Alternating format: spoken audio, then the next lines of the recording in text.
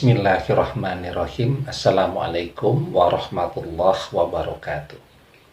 Bapak-bapak, ibu-ibu, mas-mas, mbak-mbak, adik-adik sekalian dimanapun Anda berada, kembali bersama saya Iip Wijayanto di dalam program Solusip, ya, solusi asik dari Pak Iip.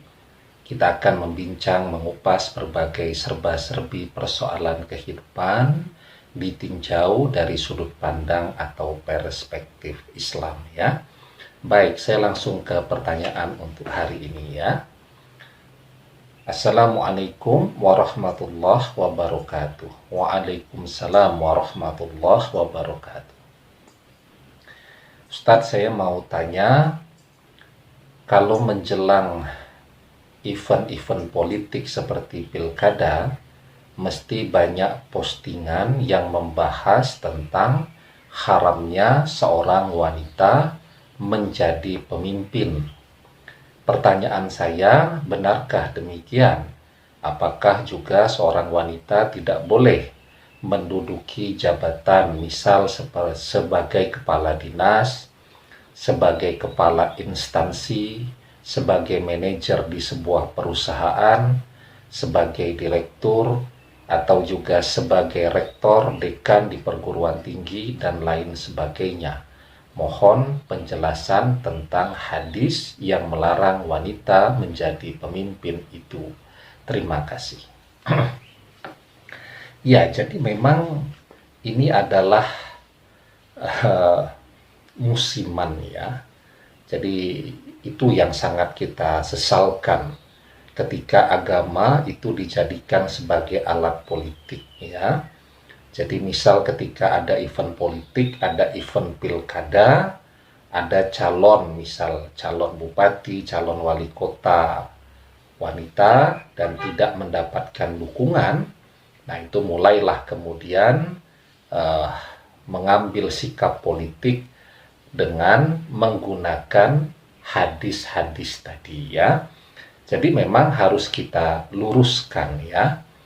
Wanita itu yang penting tidak jadi imam sholat bagi laki-laki, tidak menceramahi, mendakwahi laki-laki dalam forum yang terbuka, ya. Kemudian tidak menjadi pembimbing haji, tidak menjadi pembimbing umroh, apalagi ini, ya. Wanita kok jadi pembimbing haji, wong dia bermalam atau melakukan syafar 1 malam saja di luar rumahnya tanpa mahramnya, itu sudah diharamkan, ya. Tetapi di luar itu wanita silahkan saja mau menjadi apa saja, ya. Kita ini kan selalu tidak konsisten, ya. Jika yang menjadi calon yang kita dukung itu, ya, bukan wanita, mulailah kita menggunakan dalil-dalil ini tadi, ya. Sementara pada sisi yang lain kita juga tidak keberatan, kan, kalau kemudian misal yang paling sederhana sajalah, anak kita sekolahkan, di sekolah dia jadi ketua kelas, menjadi ketua OSIS, padahal dia berjenis kelamin wanita. Itu kan kepemimpinan juga. Sementara dalam event politik kita menyalahgunakan hadis-hadis tadi untuk kepentingan politik yang sifatnya sangat sesaat, ya. Nah, jadi saya luruskan, hadis yang mengatakan bahwa tidak beruntung suatu kaum yang mengangkat perempuan sebagai pemimpin, itu ada 2 hadis, ya.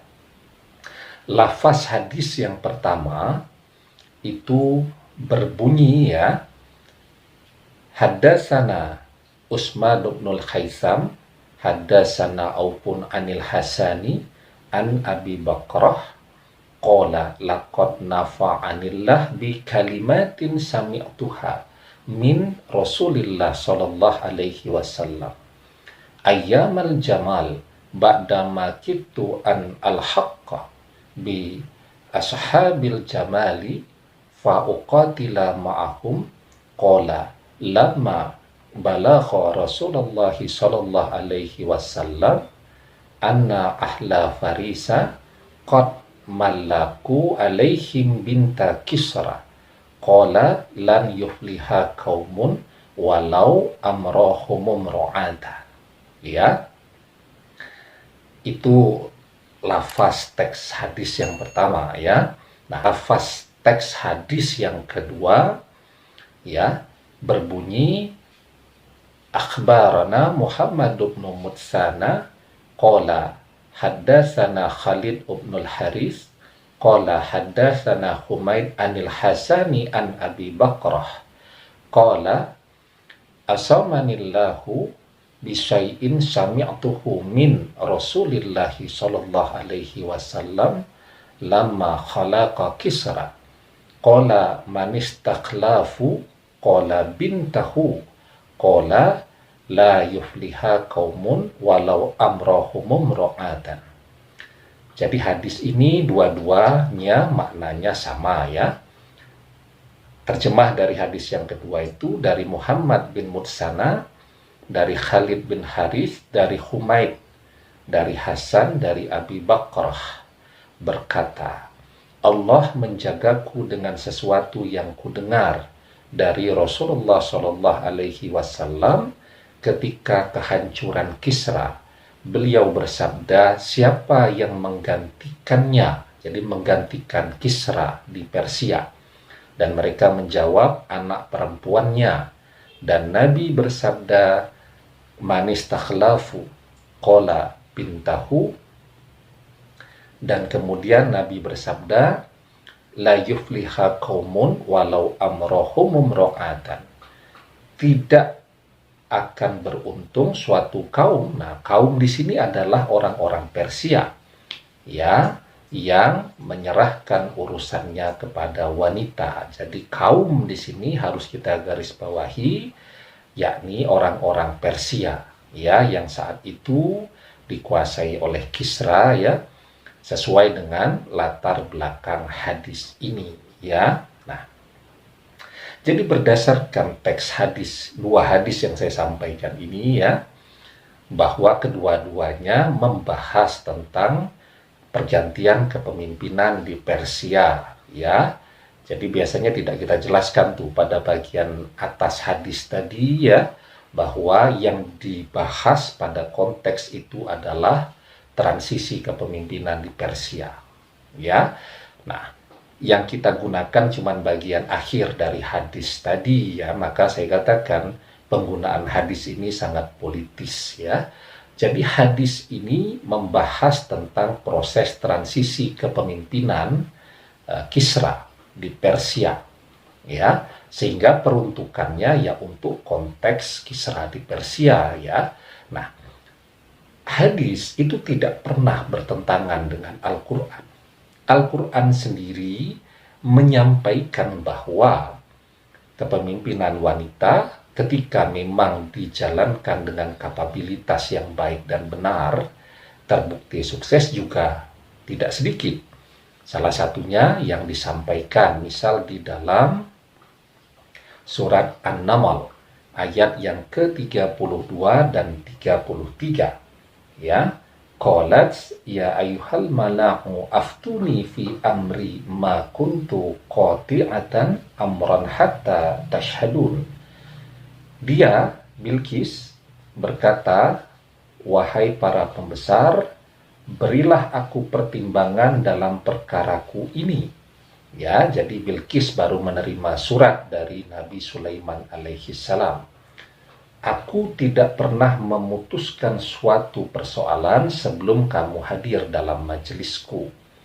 Dan di ayat yang ke-33, qalu nahnu ulu quwati wa ulu ba'sin syadidi wal amru ilaiki fanzuri maza ta'murin. Ya, mereka menjawab, kita memiliki kekuatan dan keberanian yang luar biasa, tetapi keputusan berada di tanganmu. Nah, ini para pembesar Bilqis yang mengatakan demikian, maka pertimbangkanlah apa yang akan engkau pertimbangkan.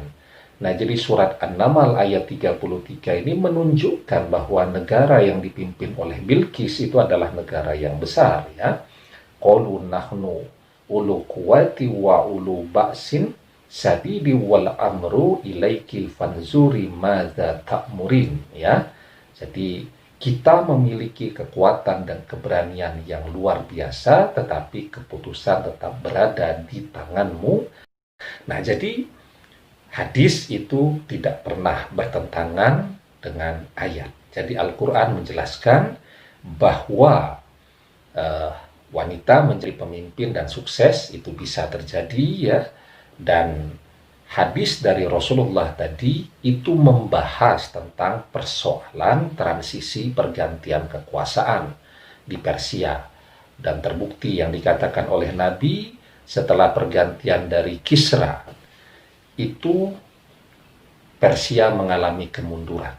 Nah, jadi apa yang bisa kita simpulkan dari pembahasan ini, ya, bahwa wanita mau jadi bupati, mau jadi wali kota, mau jadi apapun, ya, termasuk mau jadi raja begitu, ya, seperti Bilqis, kemudian mau jadi rektor, mau jadi dekan, mau jadi direktur, mau jadi apa saja, itu dipersilahkan selama memang yang bersangkutan memiliki kapabilitas untuk memimpin. Batasannya wanita tidak boleh menjadi imam sholat, satu, ya, seperti yang dilakukan oleh seorang profesor, ya, di Harvard Square itu, ya. Dia menjadi imam sholat dan khotib sholat Jumat bagi laki-laki, yang demikian diharamkan, ya. Kemudian wanita menceramahi laki-laki, kan banyak tuh ustazah-ustazah wanita itu tidak boleh, ya. Dia tampil dandan, pakai lipstik, pakai parfum wangi, ceramah di depan laki-laki, itu tidak diperbolehkan, ya. Kemudian menjadi pembimbing tuh ibadah haji, ibadah umroh bersama ustazah A, ustazah B, ustazah C, dan seterusnya. Wong wanita safar, melakukan perjalanan, nginap di luar rumahnya 1 malam saja tanpa didampingi oleh mahramnya, itu haram. Jadi kalau yang lain-lain dipersilahkan. Batasannya adalah dalam bab-bab ibadah seperti memang pembatasan itu sudah tegas dibahas, ya. Demikian, semoga bermanfaat. Silahkan para wanita, kita punya banyak potensi sumber daya wanita yang bisa menjadi pemimpin, jadi bupati, jadi wali kota, jadi rektor, dan lain-lain. Saya pikir silahkan saja. Selama itu mendatangkan kebaikan, kemaslahatan, kemudian memiliki kemampuan dan kapabilitas untuk itu. Demikian, semoga bermanfaat. Mohon maaf kalau banyak kurang dan khilafnya.